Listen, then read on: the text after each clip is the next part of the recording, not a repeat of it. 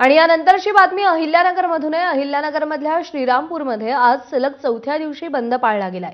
श्रीरामपूर शहरामध्ये जनआक्रोश मोर्चाला सुरुवात झाली आणि वाढत्या गुन्हेगारी विरोधात श्रीरामपूरमध्ये सर्व पक्षीयांचा मोर्चा सुरू आहे आणि यामध्ये नागरिकही सहभागी झालेत।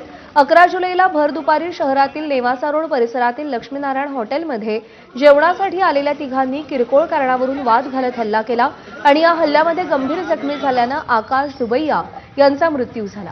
या प्रकरणी पोलिसांनी ओमकार डफळ, सुरेश जाधव आणि यश जाधव या आरोपींना अटक केली असून आरोपींसह यांना मदत करणाऱ्या सूत्रधारावर मकोका कायद्यान्वये कारवाई करण्यासाठी गेल्या 3 दिवसांपासून शहरात कडकडीत बंद पाळला जातोय। दरम्यान श्रीरामपूरमधल्या मोर्चाचा आढावा घेत आंदोलकांशी बातचीत केली आमच्या प्रतिनिधींनी। पाहूया। श्रीरामपूर शहरातून निघालेला हा महामोर्चा शहरातील मेन रोड असेल सगळ्या भागातून छत्रपती शिवाजी महाराजांच्या स्मारकाकडे जातोय आणि या मोर्चात मोठ्या संख्येनं या ठिकाणी या सगळ्या सहभागी झालेल्या आहेत आणि या सगळ्या पार्श्वभूमीवर काय नेमकी प्रमुख मागणी आहे तुमची? प्रशासन त्यांच्यावरती अनेक गंभीर गुन्हे दाखल असताना कुठल्याही प्रकारची कारवाई करायला तयार नाहीये। म्हणून आज सर्वसामान्य श्रीरामपूरकर रस्त्यावर उतरलेत आणि या गुंडांच्या विरोधामध्ये शासनाने कडक कारवाई करावी।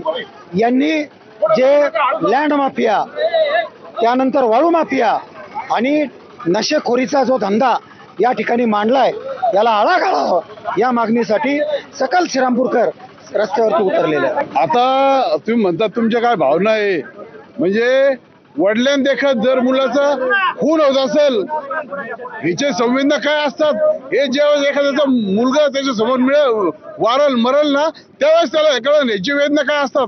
माझ्या मुलाची हत्या माझ्या डोळ्यादेखत झालेली आहे आणि मी खुलाम सांगतो याच्या मागे बेग जेद हे कुटुंब आहे, हा जो जाधव आहे हा बेग आणि जेदचा नातेवाईक आहे।